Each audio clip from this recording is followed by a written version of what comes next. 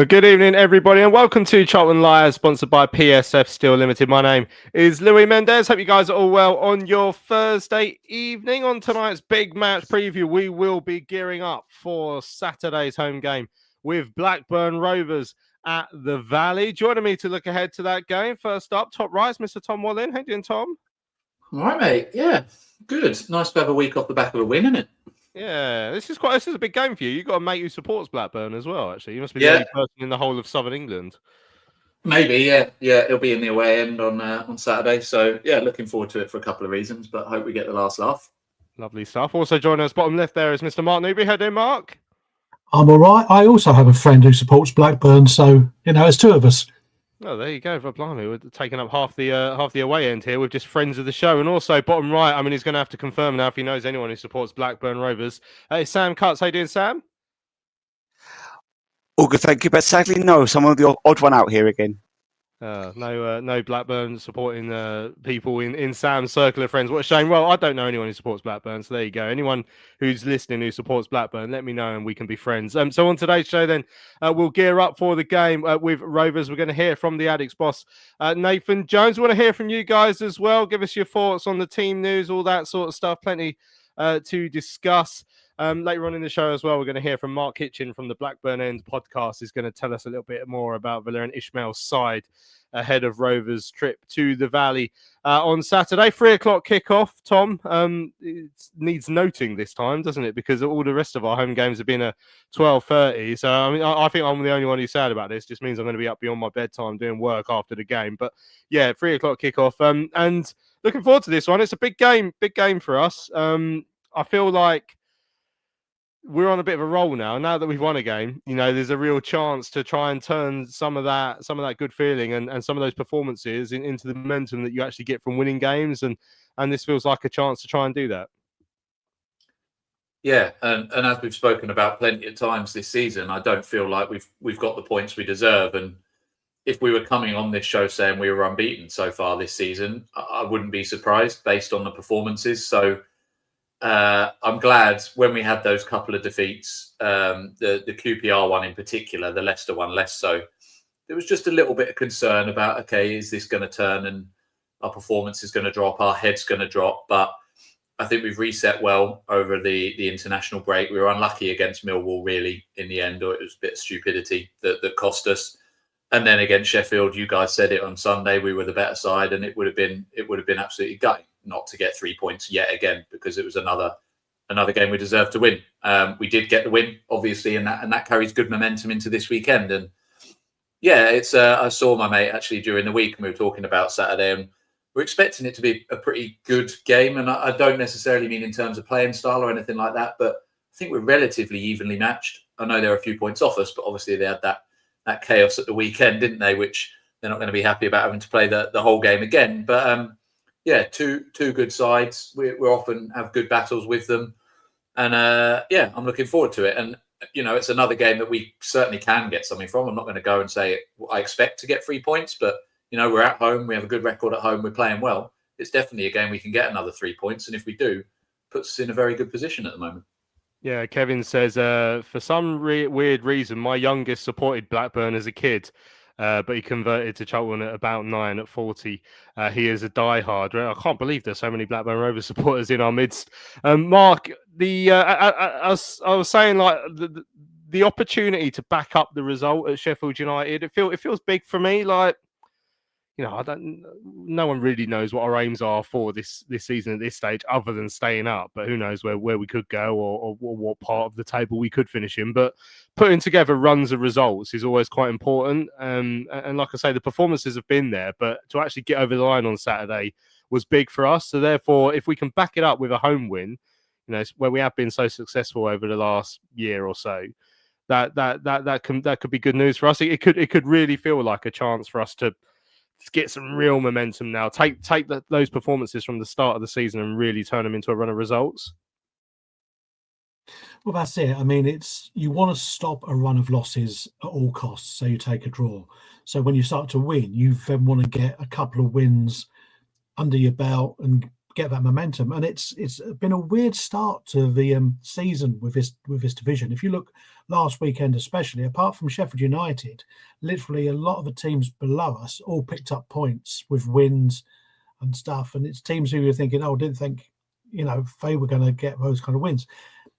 You cannot guarantee anything against anybody. And I think until it maybe settles down in about 10 games' time with teams, you don't want anyone like pulling away like last year. But I think teams are just going to be taking points off each other. And I think that makes it for an exciting season. I mean, for us, let's say, to put a second win in a row on it and then get something at Derby, that would be sort of like a real sort of like cherry on icing on cake, as it were. So you don't want to sort of like be stepping backwards. You don't want to, get an unlucky loss kind of thing, because you then have to reset again. But the momentum, like you said, is immense, especially in this league. And like I say, if you do put 2-3 games together, it breeds confidence with the team, the fans, everything. And, it all works. You saw last week with Sheffield United, I mean, when they lost, their fans, they almost they weren't bothered, because they we see this every week. And so we want to flip that coin and say we do want to see a win every week. And I think it works in our favour. Shiny Phil says, I will never forgive Blackburn for the full Members' Cup defeat in 1987. My first experience of Wembley, age 11. Gits. I mean, I'm in that happy sort of sweet spot where every time I've seen Charlton at Wembley, we've won, just because of my age. So we've got a 100% record over 3 games at Wembley Stadium. Isaac said, would be nice to build up a bit of momentum and go on a bit of a run now and put some space between us and the teams near the bottom early. I mean, I was at this very, very early stage of the season, only 6 games in, with 3 points above the relegation zone. But I mean, if you get to the 10 game sort of landmark there, Sam, and if you can have, I don't know, even if you can make it 7 or 8 points above the bottom 3, that gives you a real buffer at this stage of the season as well. So that's why it is important to, I've said it plenty of times, make hay while the sun shines, and actually while we're playing well, pick up as many points as we can before real injury crisis kicks in, which sometimes happens with us as well. I've got a few out at the moment, obviously a couple out, but yeah, this feels like a good chance for us. I totally agree. And the thing is, with this, especially with this season, the way the squad is at the moment, I think we can do anything brilliantly well, especially now with the momentum that we have got behind us and the squad depth that we have. I think it puts us in a decent stead. So, like, hopefully another win on Saturday will push that forward, and then you never know, a point at Derby and then a home to Wigan the following week will put us in massive stead. Yeah, as Sam was mentioning there, we've got 3 games in a week coming up. Obviously Derby on Tuesday, which is an interesting one, because they haven't started that great, and then we go to Preston after that as well on the Saturday. So yeah, a couple of difficult away games, I guess. No matter where they are in the table, Preston are doing reasonably well. But yeah, a chance to put a run of form together. And I mean, we've spoken about that home form, Tom. The performances. I mean, realistically, we should have 9 points out of 9 from home. That's what we've seen so far. Obviously, we beat Watford, should have been more comfortable. How we lost to Leicester, I'll never know. And obviously, we all saw what happened when Millwall turned up. What we should do is we should do what AFC Wimbledon do when they play Milton Keynes Dons, and just don't refer to them by their name. Maybe we could then trick ourselves into accidentally beating them. But yeah, the home form, I mean, this is where we are at our strongest. And that I do think teams won't relish coming to the Valley this season, no matter where they sit in the league table. Yeah, and obviously, I think it was the same last year. And obviously, it was a level below, and the teams coming to us were of a different level. But I think the Valley's been a difficult place to come for a little while now. We make it hostile. Even when the crowd is small, we make it hostile. We make it difficult. Nathan Jones just instills that us versus them mentality. And even when other teams have brought a lot of fans, like Millwall did, like Watford did, like Leicester did, they're not being able to compete at a sort of even playing field. I do feel like we have the upper hand from the start of the game. Nathan Jones likes his teams to start fast as well. And we saw that in all 3 games, albeit we didn't actually score in any of those sort of first 10, 15 minutes, but we do put teams on the back foot from the off. And then we've got the game changers to come on that can basically ensure that we don't really drop any momentum off. So we can just keep and maintain that standard throughout 90 plus, getting on for 100 minutes these days. So, yeah, look, I think we're a really good side. I think we're also set up to play well away, as we've proven against Bristol, as we've proven against Sheffield in particular. And Nathan Jones is just building a very, very good side here. Momentum plays a huge part. We talked about it a lot at the back end of last season, about that run we were going on, about the fact that we were one of those teams that if we got in the playoffs, we were going to be difficult to play against because we had that momentum. And that's really carried on. And as I said a few weeks ago, when we were in that little run where we hadn't won apart from the Watford game, there was a chance that could turn. Although the performances were good, there was a chance the momentum might drop because we were kind of getting downhearted that we weren't getting what we thought we deserved.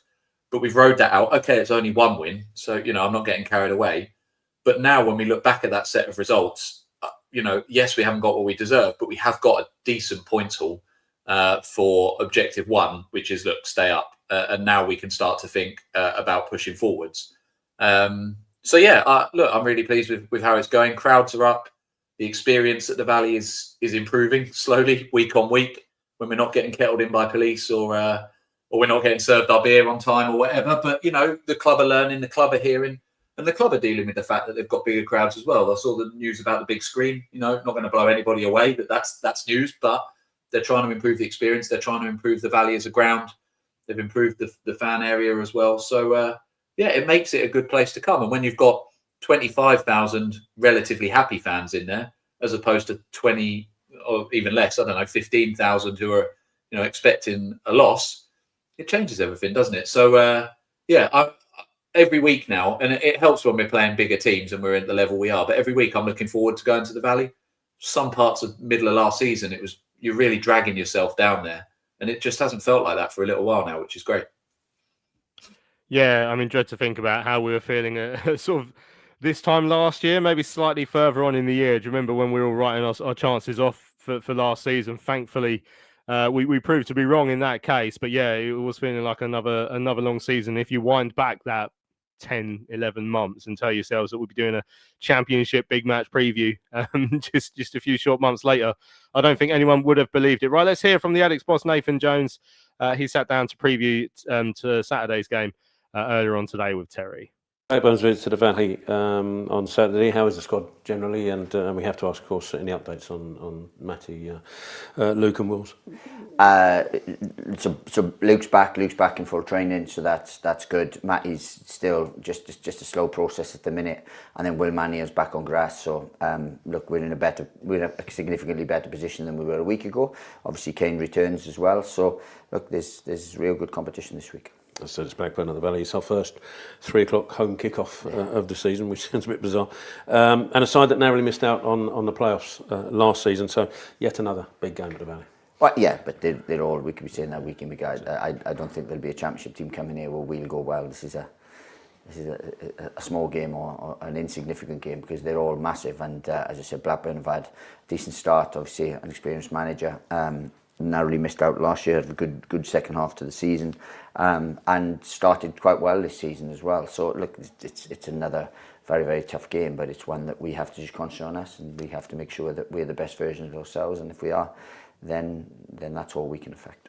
Should be a great game, should be a great atmosphere again at the Valley. Hopefully the 2,000 addicts that travelled to Bramall Lane will be a little bit drier this weekend to help us build on last weekend's win, and they're going to be important in that respect. Yeah, look, we love playing back at the Valley, and the crowd now is fantastic, the atmosphere is fantastic, match days are real occasions now, and they're something we really look forward to, and that's no different now.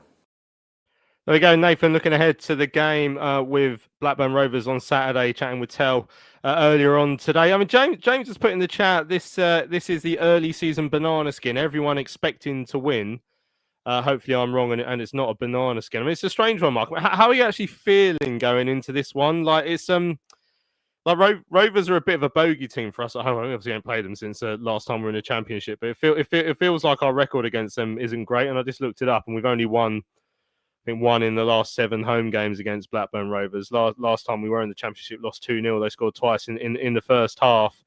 Obviously, we did effectively secure a playoff place against them when, I can't remember if it was Kashi or Piers, but one of them bummed in someone else's shot, basically. Like, someone had a shot from the edge of the box and it went in off one of their backsides. But Yeah, how like do you look at us as favourites going into this game? I don't really know what people would feel about that. No, as I said previously, anybody can beat anybody, and I won't call it a banana skin because that would sort of like be a bit of arrogance on our behalf to say that we were that good and this was going to. Because you could say QPR was a banana skin; they'd been thumped 7-1 the week before, and we turned up thinking, well, we might get something, and then boom, we slipped over on that. So I don't think banana skin would be the right phrase for this. Blackburn games, I agree. I do remember more wins, but they were meant generally Premier era. But they are just one of those teams. And will you see a team which will outfight us? Probably not. They've got some very good players in there. I like Cantwell in midfield. He tends to run games. So if we can get a hold of him, I think you can stifle them. But as you know, all these teams in the Championship have international players in them. It might not be for like the Englands or the sort of like the top sixes, but you've got internationals playing. We do. So it's not like you're coming up against a Park 11. So everyone's going to give you a test. All you can do is control the things in your factor. So the training from the players' side, the mental side from Nathan, the support side from the fans. So I don't agree it's a banana skin. I think you can get a result sometimes you don't deserve on the day. You get a result you do deserve on the day. So we know from this season which ones we didn't get, the ones we deserved, and probably the one we did. So, you just look at it in that kind of frame of mind. Yeah, and Paul's pointing out that Blackburn have a decent away record. They've won the last two on the road. They did lose on the opening day at West Brom, though. Isaac saying, I hope Blackburn aren't well drilled and well coached. Well, I fear they may be. Ethan saying hopefully the post-game arrangements are better this week. Nan's only just been released after a scrap with the Millwall fans. Was that her like rattling that little gate in the Jimmy Seed stand? Was it? She looks a lot younger on video. Right, team news is very interesting, Sam, because last week threw up all sorts of debates. So I've selected a few of the comments and we'll go through them. But Ray saying he'd like to see Leeburn or Tant stout up front with Kelman. TC hasn't done anything wrong. He would just like to see it. So, there's maybe number one for you. Out of the strikers, Tanto and TC, Leeburn and Kelman, of the current sort of available strikers, are you making any changes from the starting lineup that we've seen, which has obviously been TC and Kelman for the last couple again? I think I would like to see Tanto and Kelman up front together, or Miles. I think I would, if we are going to play Burke the same back five as we did on Saturday, then I would put TC back as winger and then play Tanto with Kelman up front, and then Burke and TC left and right, and then you've got Doherty and Coventry in the middle. And I think the greatest thing now with Berry being back, it does give another option. But then if you look at the bench, who do you drop? Because they hadn't done a hardly thing either wrong. Yeah, so it's interesting.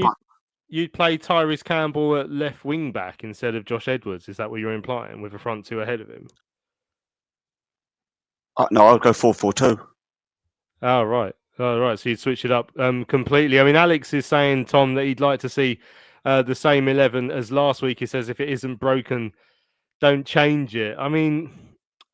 That is my gut feeling, that he won't make wholesale changes after last week. There is obviously a major headache in terms of Ramsey being available again, and the fact we're at home. So does Rob Apter have to come in because he's more attacking? But Burke and Bree were so good last week, and obviously Bree played a massive part in the winning goal. I've said it before and I'll say it again. I'm glad I'm not Nathan Jones. I'm glad I just have to sit here and say about it on a podcast, but actually it doesn't really matter what happens on Saturday compared to what I say, because Nathan has to go out there and make these big money decisions. Yeah, I was about to say the exact same thing, that I'm glad I'm not making the decision. I think, and I was having this debate with a mate at work who's a Charlton fan about the Tanto TC thing.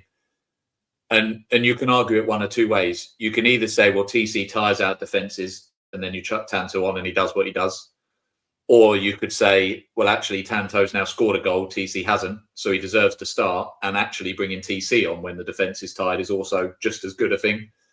So that one is toss of a coin, really. And I think I think, like you, I just don't think Nathan Jones does change unless he feels he has to. The defence, I think tactically, there's more of an exploration there because, again, I think he will naturally want to stick to the same 11 that won the game up at Sheffield. But as you say, what Ramsey and Apter offer going forwards probably outweighs what Burke and Bree does. It's a really difficult one. I think Apter has stood out as one of our key players, particularly going forwards and particularly at home. But then we've literally just won a game where he wasn't playing and wasn't starting.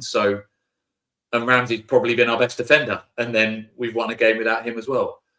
So I think when it boils down to it, you reward the players that have won you a game. And I think for someone like Ramsey, a bit like Ekitike for Liverpool, getting stupidly sent off, he's just given Isak now a chance to play for Liverpool.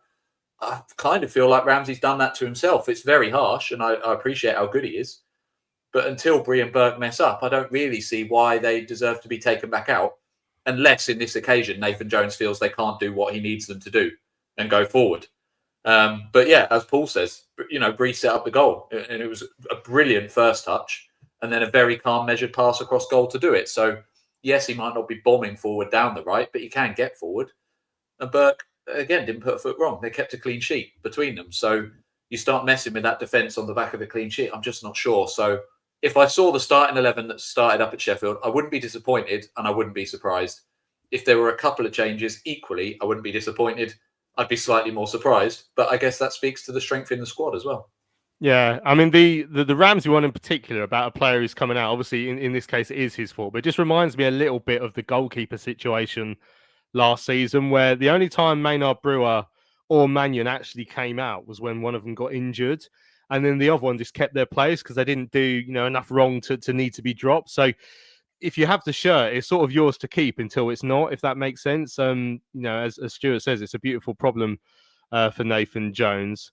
Alan says it's nice to have the options, but again, Stuart says he doesn't think he'll change because it's not really in his DNA, and that is sort of the thing. Like if we're playing well, you don't change him. Isaac saying you need to be ruthless with the strikers. I think reward them when they score. Like Tanto, we'll have no strikers left at the rate we started the season then with goal scoring. But Alex said dropping TC is so silly. The bloke has been scapegoated this season. So that's it for me. Gary would say Lee Byrne and Tanto, and Chris would say Tanto and Charlie, big man, little man. But I think TC is a very important part of our side. And if he hasn't notched, goals and assists or whatever to the extent that we're hoping yet, I can understand that. But also if you look at the Millwall game and the fact that we carried a threat in that opening 25, however many minutes it was, where he was so good. And last week he was the pace. Him and Kelman both had chances on the counter attack. I just don't think you need to. I don't think you need to drop him. You need to say the goals and the assists will come, but I just don't think we're in a position where you drop him yet because I think he's quite important to the way that we play. Mark. Yeah, no, I totally agree, and it's funny because I did put spoiled for choice in the header, and I think we are. I think with Burke, I think Bree's likely to keep his place. I think Burke. Possibly they may look at him medically and think, well, there's a game Tuesday as well. Could he do the 3? Because remember, he's literally just come back from an injury. So that might be a bit more of he drops out, Ramsey comes back in and kept Bree and Apter's the unlucky man to have to go on a bench. Because I was, if you look at the goal last week, and it's such a beautiful thing, but for touch, for calmness, for pass, you couldn't see Ramsey doing that if he'd been in that position. You couldn't see the person who was doing it last season, Small. If he'd got in that position, he'd have probably flashed across, which would have been closer to the corner flag. The way Bree's controlled it, the way he's looked up and measured such a beautifully weighted pass, the measurement of that pass should be hanging in the Louvre. It really should. And Tanto having the instinct of a striker to be in that space right there. I do feel sorry because I raved about Apter at the start of the season, and he's still going to be a very integral part for us. And I think with TC, he's grown into this league, and if you look at the evolution of his body language and everything from the first game to the last game, it's totally such an upward trajectory. QPR was that bit of a turning point where we realised now I've really got to do it. And he did. And I think, again, he's such a threat. And you're right, it will come. But he's on that. I think if you took him out now, with the kind of player person he is, he might just take that as almost as a backward step, and then you're trying to build him up again. I think now he's on the way up. And the fact that you can look at the bench, I mean, if you said what formation would I play, I'd play sort of like 5 at the back, 6 in midfield, and 6 up front, because I couldn't choose, and just hope the referee doesn't spot it. The fact that we've got 21 players on the pitch, but it's why Jones gets paid the money to make these decisions. I think there'll be one change, and I think that'll be Burke will come out, and that's just, I think, just to measure his fitness more than anything else. Not a reflection, because immense at Sheffield and experience. Whether Blackburn have the same kind of threat that we thought Sheffield United were going to have, but ended up not having it, is slightly different. And the onus is going to be, as the home team, really, it's going to be on us to be a slightly more attacking side. And Ramsey coming back into that, I wouldn't be surprised that if he puts Ramsey in Saturday, he drops Ramsey back out Tuesday. So that, I think, it'll be a one change to this team, starting team, I should say. Yeah, well, we'll see. We'll see how it pans out. Paul saying it's great to be able to discuss a change of lineup due to competition in the squad, unheard of. Normally it's due to incompetency, wasn't it, over the years? We'd be like, right, who can we replace him with? And then all of a sudden, Charlie Kirk's like a world beater on the bench. Like everyone's like, get Kirk in, and then he plays. It's like, get him out, get someone else in. That's just how it seemed to work. Robert said, everyone, hi everyone. Hope Nathan starts this Saturday with the same side as against Sheffield United, except I would like to see a Lafay up front with Campbell on the bench. Yeah, Shiny Phil saying, I think Alafay has really staked a claim for a starting place with his finish against Sheffield United. Perfect, right between the defenders' challenge and the keeper with his finish. Sam, would you like to see Alafay in from the off? Or I mean, I've been sort of having this thought in my head that, and I know Tanto won't want to hear this, but sometimes you do get players, and it's weaved into the way we talk about substitutions now. Anyway, we don't just call them subs anymore. Everyone calls them game changers or finishers or something like that. That's what we call them. And that's part of your tactics. You think, you know what, for half an hour, I'm going to let a fit and fresh Tanto loose at them. And maybe that's what Nathan Jones has in mind before the game's even started. And maybe he's because he's looked good off the bench like pretty much every time he's come off the bench so far. Yeah, I think he's going to be another one of our another new version of Chucks, more than anything else, just a fitter, more physique Chucks. Just a massive impact player and maybe give a goal or assist with that 30 minutes before the end. I would like to see him start because of Saturday. But as we've all said, I can't see Nathan Jones changing it. So I think he'll be more of another impact player going forward. Yeah. And like I say, I mean, Tanto won't want to hear it, but there's no harm in that as a squad that we have to look at. If we're bringing on players of the quality of Tanto, who was able to have the impact he did against Watford on the opening day, where he should have had a pen, and made a few good runs, and obviously the goal he scored up at Sheffield United, then maybe that's what works for us. Dudley says, I would expect the same lineup barring any injuries. Don't mind what Nathan Jones does as long as we win this one. I trust the boss. And all hell let loose. So he's saying even in for me, home games are Ramsey and Apter, and away games are more defensively minded Burke and Bree. And I sort of see where you're coming from and agree that I think certainly Bree more defensively minded than Apter, Tom. But I just wonder if, we're basing it on one game, which is how we base everything as football fans, isn't it? Last game. But I thought Bree looked really good going forward on Saturday, including obviously the assist for the goal. But I thought he added a lot more threat going forward than I thought he would. Maybe not as much as Apter did, but that's Rob Apter. His game is going forward. But I didn't think we didn't lose as much as I thought we would do when James Bree actually played on Saturday, and we carried that threat right until the end when he set up the winning goal. Yeah, and I also think that it's not as linear as you have a home side and an away side, because teams just set up differently and teams play differently. When the league starts to take shape and there's a team flying and they've won 10 in a row and they're coming to our place, we might need to set up defensively. And similarly, if we're going away to a team who are really struggling and way below, then we need to be able to capitalise. And if they've got slow defences who play on a very high line, then actually having Apter almost playing right up on the halfway line to break that press might be a good thing. So I think it's horses for courses, and you look at each team individually. And having said all that, Nathan Jones pretty consistently plays the same starting 11 unless he has to change it. And then he tweaks with those players in the same position. So when he picks the same 11, that doesn't always mean that we play in the same way every single game either. Players are asked to do different things week in, week out, even if they're playing in the same position and they're starting every week. So look, I can't remember where it was, but I think at this level, the step up from League One is all those tweets. I can't remember if it was on our podcast or somewhere else, but someone was talking anyway about the difference between League One managers and Championship managers being that the in-game tweaks just happen a lot more consistently. So you need to be able to change the players. And even if that's the same 11, they need to be able to adapt to who they're playing week in, week out, and even during games. So I don't think you can have an away side and a home side. I just don't think it works like that. And as I say, Nathan Jones doesn't like to rotate.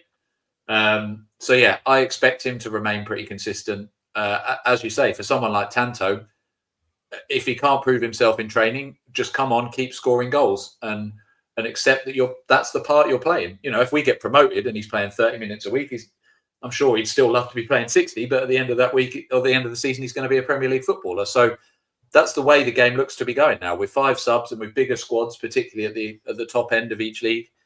That, you know, people are having to accept that teams play this way. That's sad for him, obviously, and I'm sure if he scores 10 or 15 goals, maybe that would change. But like you say, off the back of 1 week, TC's doing a lot of good work. Okay, he hasn't scored yet, but he's a huge asset to us. He's playing well pretty much every week, and I don't think he deserves necessarily to be dropped from the starting side. Yeah, Bernie's saying every away supporter I've spoken to thought that Tyrese Campbell was our best player. So it would be madness to drop him. And yeah, like if you look at forums and stuff, opposing fans pick up his name every time. You know, hopefully Mark from the Blackburn End pod will be saying that on Saturday evening. We're going to hear from him after the break as we continue to look ahead to Saturday's home game with Blackburn Rovers. PSF Steel Limited is a trade supplier of steel fabrication and erection services to the new build, construction and refurbishment market in southern England. With their unrivaled depth of experience, they excel at providing their customers with high quality and cost-effective steel fabrication solutions. Their customers include national and regional house builders, such as Barratt Homes, Bellway Homes, the Vistry Group and Taylor Wimpey. They pride themselves on their service-based ethos and commitment to customer service excellence, which includes full technical backup and on-site services and support. If you would like more information, go to www.psfsteel.co.uk. That's www.psfsteel.co.uk. Hello fellow addicts, I'm so excited to tell you all about our micropub, the River Ale House. The River Ale House is based in East Greenwich. It has 6 Pub of the Year awards, an ever-changing selection of amazing beer. It's owned by Charlton fans, walkable to the ground in just 20 minutes with buses that go direct to the Valley too. If your matchday routine includes a drink with your friends, you must join your fellow addicts in the River. See you soon. Right, welcome back to Charlton Live. This is the big match preview on your Thursday evening, gearing up for Saturday's home game with Blackburn Rovers at the Valley. Delighted to say now that we are joined by Mark Hitchin from the Blackburn End podcast. Mark, thanks for your time this evening. How's it going? No worries. All good, thank you. I've got I don't know what it's like down there, but Manflu is sweeping the northwest. So, but I'm battling on, as you'll be pleased to know. Well, that's all the sitting out and all that rain you had to do over the weekend, of course, after the bizarre abandonment of your game against Ipswich with a 1-0 win. I'll throw it to you first of all then, actually. I was going to ask some of our guys' views on this, but been announced today that the game will be replayed, which, to be honest, I assumed would be the case, but Ipswich fans absolutely delighted, Blackburn fans absolutely distraught. What's your feeling on it? Yeah, I mean, this situation's been created because there's no black and white rule before you start. If there was a black and white rule and it's the 80th minute, the 70th minute, whatever it is, you all know where you are. The referee can turn around 10 minutes before, say, listen, lads, the pitch is not looking great. There's a chance we might not finish. And you play the remaining time knowing you might not finish. Going off the pitch with 10 minutes to go, they were never going to come back on. He made that pathetic attempt to roll it into the puddle, as most people have seen. But although I felt the odds were in our favour, I still didn't think you could award us the victory because we hadn't officially finished the game. But that would have felt unfair. It just feels incredibly unfair to start from scratch. 80 odd minutes is gone. 0-0. The red card's gone. It hasn't gone in terms of he's got the ban, but the red card's gone in terms of you playing 11v11. It just seems crazy. I know logistically it would have been a nightmare, but for me, they should have found a way of finishing the game. Well, if it makes you feel any better, we had a similar situation.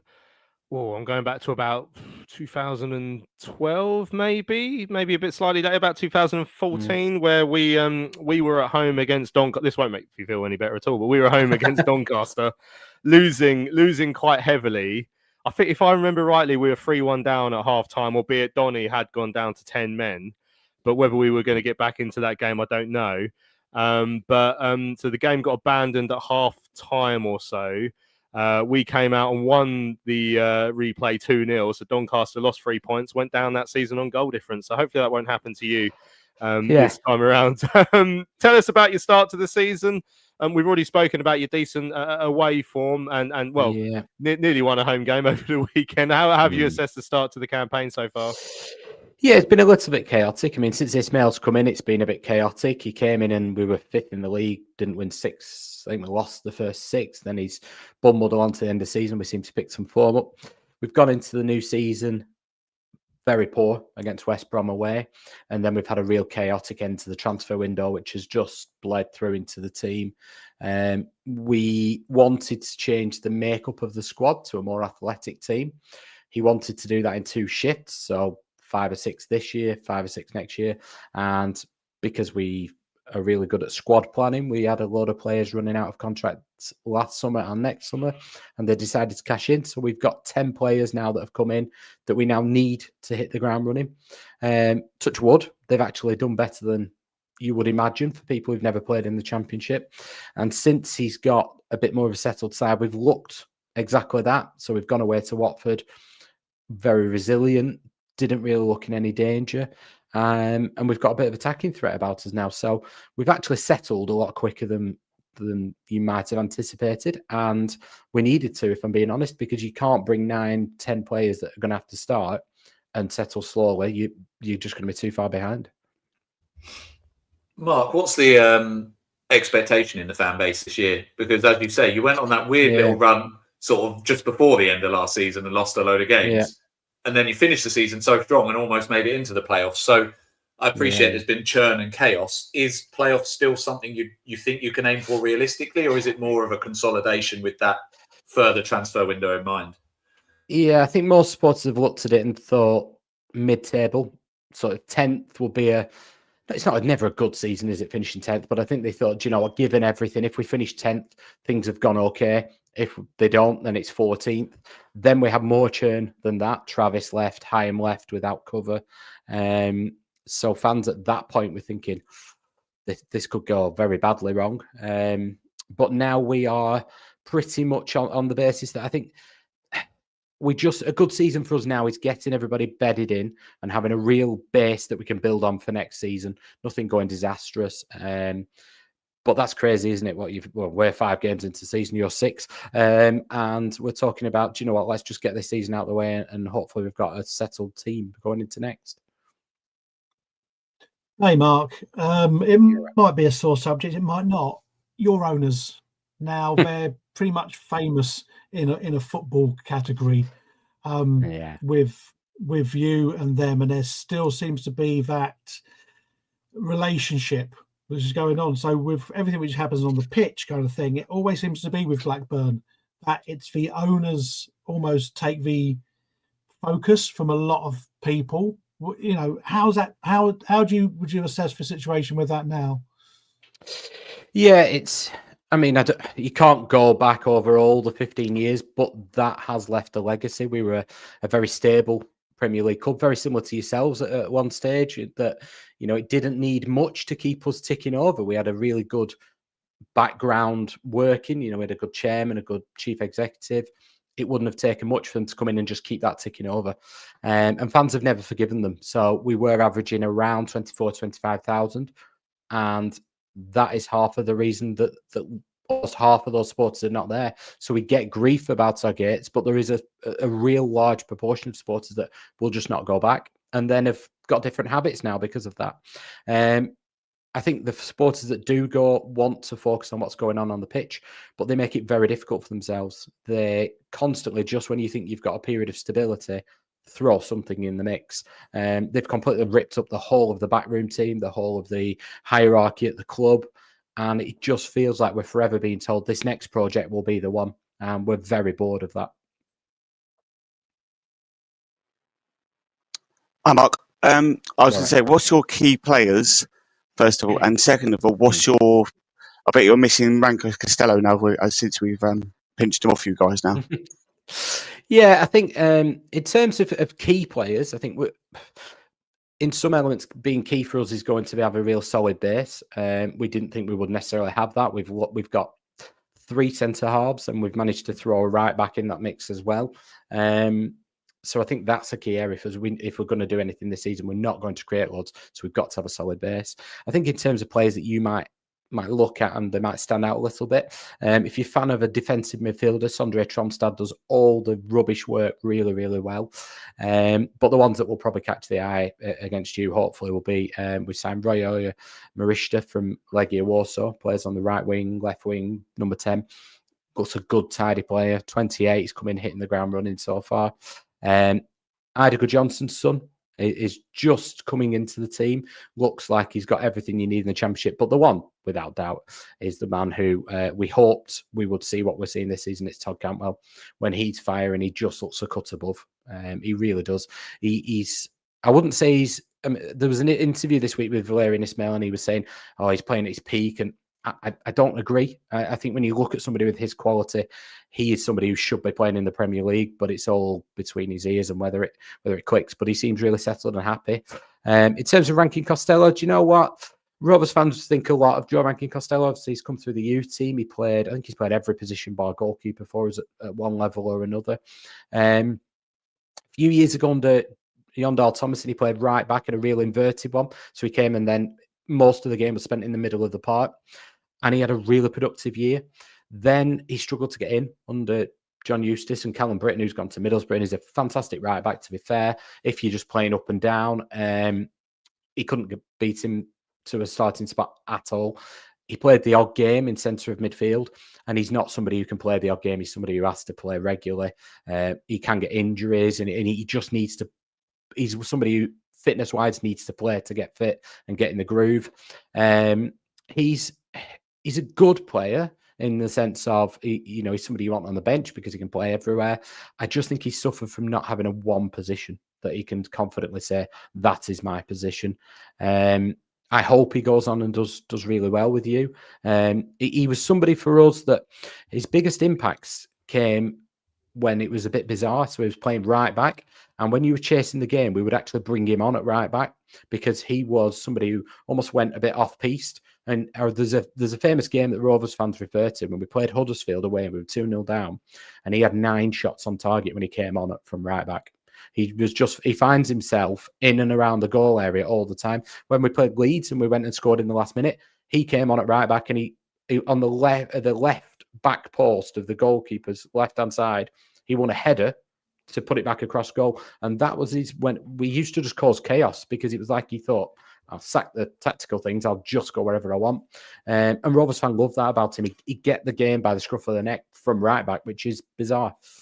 Yeah, we've heard a lot about his versatility, and we haven't really seen a great deal of him yet, actually, as well. So I'm just finally, Mark, how do you see Saturday going then? As we said, your away form is pretty decent. Our home form is pretty good as well over the last year or so.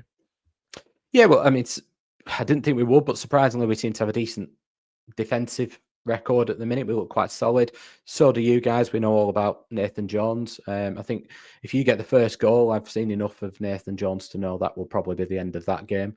But in terms of us, I can't see there being many goals in it. I don't think we've got many goals in us either. I think the first goal could decide it. If we get it, I think it'll be a draw. I think if you get it, you'll sneak the win. Well, hopefully we will. Mark, thanks for your time. No worries. Really enjoyed the show. You've got a preview show out this week with Callum as well, friend of our show, which Charlton fans can check out. Just tell them where to find it. Yeah, so it's all good and rubbish socials, but yeah, it's on YouTube mainly. The Blackburn Podcast.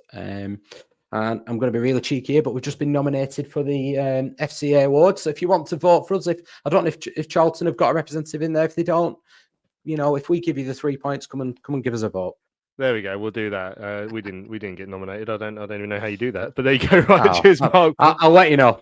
All right, thanks, Mark. Cheers for your time. There you go. Right. That's Mark from the Blackburn End podcast, the FCA nominated Blackburn End podcast. Come onto our show and rub that in our face. Great to hear from Mark on Blackburn.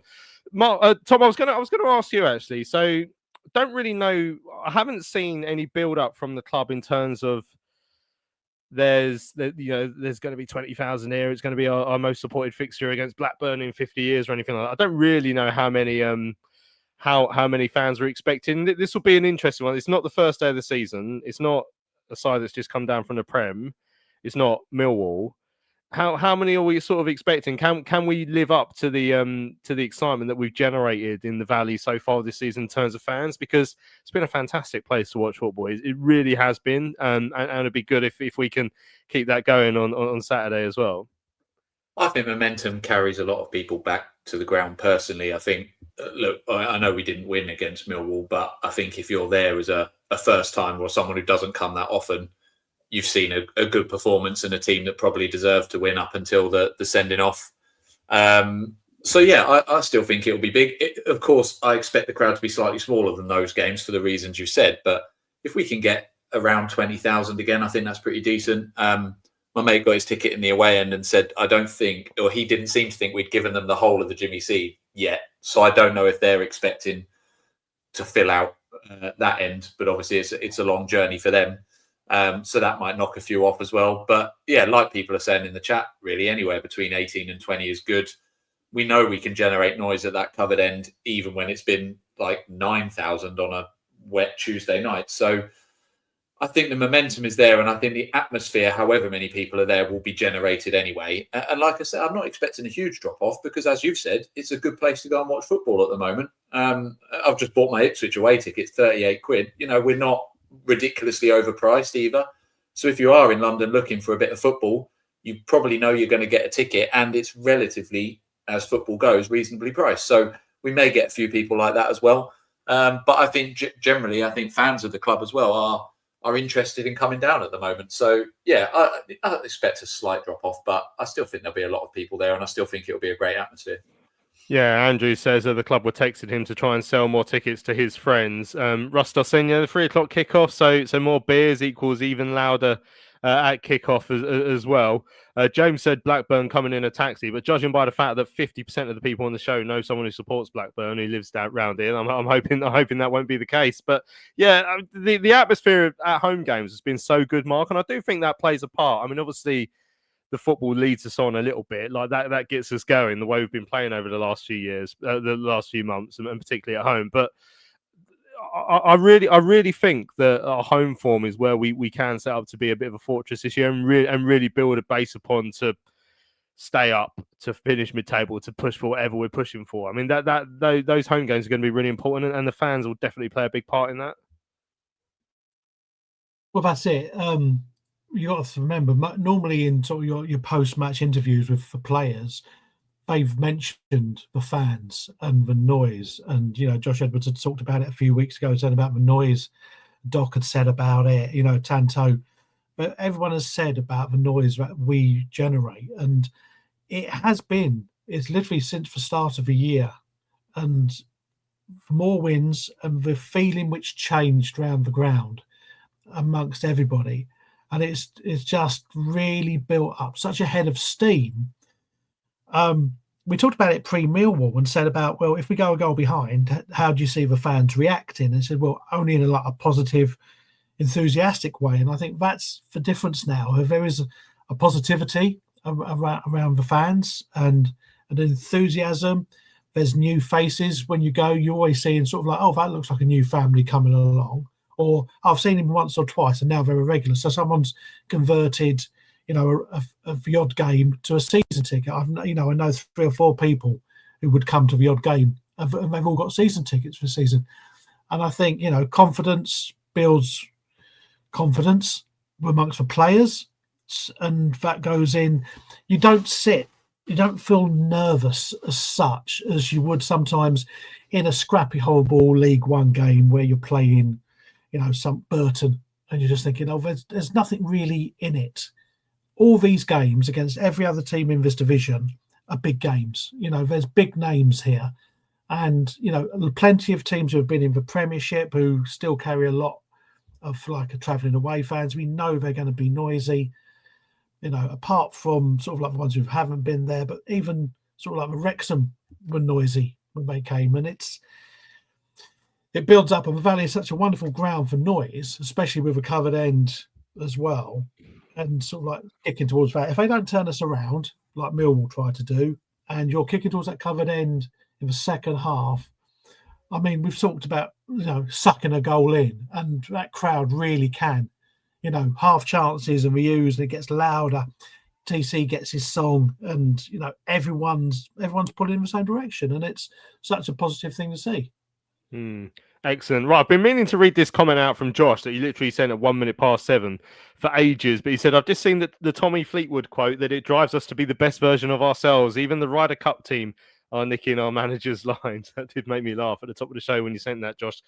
Cheers for that. So I wanted to pick up from Ethan as well earlier on in the show, a discussion point. This is something I've been thinking about quite a lot over the last few days in terms of, I'm sure you can imagine a lot of the comments we've been getting after games, where we haven't won, so not necessarily Saturday, but even this I got on Saturday when I was tweeting during the game when we brought on Tanto and I think Nibs came on as well 10 minutes or so from the end, 79th minute I think it was, and someone said, he's not brought them on early enough. So Ethan said, I agree, Tanto hasn't really had a sniff to show that he is a game changer until Saturday. He's had 5 mins here and 10 mins there. So Sam, there's been a lot of discussion about whether Nathan makes his changes quite late, but I was sort of if you think about it in the context of the season we've had so far, first of all, our winning goals have all been scored by substitutes, but also we've come out of every game saying, actually we played quite well, and the only game where we had a bad patch in particularly was Queen's Park Rangers, but even then at the stage in the start of the second half where you're thinking, right, maybe he'll want to make an early sub, we were well on top after we got to 1-1. So I'm not surprised that Nathan hasn't made subs earlier, because actually in every game so far, like, we've been on top or we've been playing well at the stage where you might make an earlier sub. Is that fair, or would we have turned more of those draws into wins if you had rolled the dice a little bit earlier, Sam? Which way do you see it? I do agree with you, Louis, 100%. Because I've always been a fan of I wanted to see something change quicker. But as the stats show, the way Nathan's done it has worked. So this sort of thing is a catch-22 of do you change it and see what happens, or do you stick with it and just let the players play? So it's always a bit of an odd situation to deal with that. But I don't know. I would like to see Tanto given a half hour, but we'll see. But I think Nathan's doing what he wants to do, and it's working. So we just stick with the gaffer and let him manage the squad. Yeah, I mean, is that the case for you, Tom? It feels like it's been a big talking point quite a bit actually this season so far, in terms of, we get lots of tweets and emails, and always makes for an interesting discussion point. But the more I thought about it over the last few days, I think when we're coming out of every game saying, we played really well there, does that mean that it doesn't necessarily mean you want to change things automatically? 10 minutes into the second half. I think I definitely mentioned it on the preview show last week. I think on the Tanto point specifically, that Nathan sees him week in, week out at training too. So I think if Tanto was, blowing Nathan's mind in terms of what he's capable of, he would be starting. So I think, look, the training ground is an opportunity for players to do that. So leaving that bit out, I think I brought it to the table because I do think he has made substitutions a little bit too late in games. As you say, it's worked. It has worked. And I trust Nathan Jones's decision-making as a football manager way more than I trust my own judgment, because he's a football manager and I'm not. But I do think sometimes when it's, I don't know, as a fan, I guess, if I'm sitting there and it's 0-0 or it's 1-1, I think roll the dice. And if we get sucker punched, fine, we only had a point anyway. But if we get that last-minute goal, it's worth it. And so I'd like the game changers to have a bit more time to do that and to bed into the game. I guess if you're a sensible football manager, which Nathan Jones is, although he sometimes doesn't look sensible on the touchline, you'll go and protect that 0-0. Don't do anything stupid, and then maybe give yourself a chance at the end if it's still 5-10 minutes to go and you've got an opportunity. So I think Nathan Jones is probably doing the sensible thing. I think he's playing the odds. I think he's playing it safe. He's trying to roll a 3 or a 4 out of 6 every time. Whereas I'm thinking, at 60 minutes, if it's 0-0, why not just chuck them both on, give them half an hour, settle into the game, we might nick it. And probably that's naivety on my part. So I would like to see subs earlier, and maybe we'd win more and lose more and draw less. And so games would then swing either way. But maybe they wouldn't. I don't know. I feel like the players' quality means that you don't drop off that much. But I think, and I think with the early stages, people like Nibs were getting up to speed. Leeburn hadn't played a lot of football last season. Maybe that's still the case for some of these players. Kelman's still finding his feet. And maybe later in the season, if we need wins or if we're 1-0 down, for example, maybe he'll make those changes a bit earlier. And maybe we just haven't really seen an opportunity where he feels like he's had to yet. As Ray says, maybe he just trusts that first 11 until towards the end of the game. So, yeah. That's exactly what Ray said. Yeah, he trusts his first 11. Andrew says he feels it's just a matter of time until Tanto gets to start now. So Ethan's come back as well. He says, I'm not saying he makes the subs too late. I trust Jones, but I think for Tanto, it's hard to keep his morale up and telling him he's a game changer when he only gets 5 minutes. And that's a good point. I mean, I find myself caught in sort of in both lanes here because, I can't really argue with the way overall things have gone this season. So therefore, timing of the subs, the subs impacted at Bristol City. We should have won that game. Like I say, the QPR game, we were well on top when it happened. The subs worked against Watford on the opening day, obviously worked last weekend. So on paper, that meant they had enough time. But also, I am sort of sitting there thinking I would like to see Tanto for a little bit longer just to see what he can really be capable of for 20 minutes.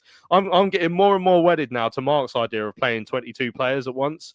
We could do what Tranmere tried that time against, I think, Southampton in the FA Cup, where they snuck an extra player onto the pitch.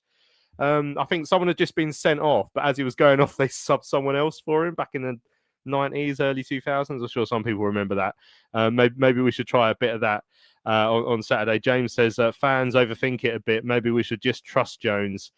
He sees them in training, and like you say, he will be thinking about games coming up as well this week in particular. Maybe subs will be earlier or later, depending on how Nathan sees that. Mark, I mean, have you been sitting there furious that we haven't bought subs on at 46 minutes? Sometimes, yeah. It's funny though, because I remember chatting with Paul Malter about it, and he was saying that even when you go on, he said it's a very rare occasion a sub will make an instant impact. You do see it, people come on literally scoring the first touch. He said, as a professional, he said you need 10 to 15 minutes to get almost into the pace of a game. It's all very well jogging up and down and stretching on the sides, but when you're actually in a game, I mean, you could come on in the 85th minute and maybe touch the ball once, twice, and how are you going to affect the game that way if you just do a wall pass back to somebody?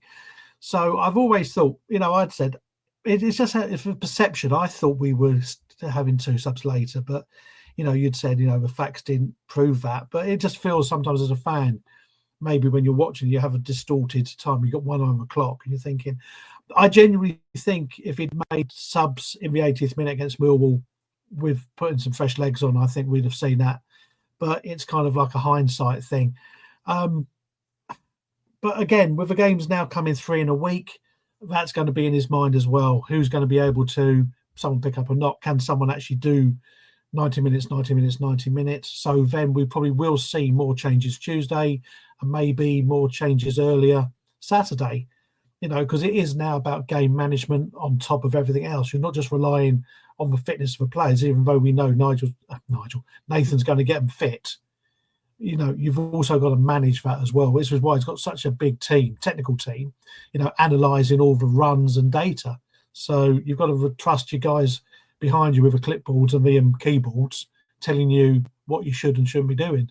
Well, this is garnered some good debate. I should have started this chat slightly earlier, but Mark saying Jones is fiercely loyal to the characters he trusts.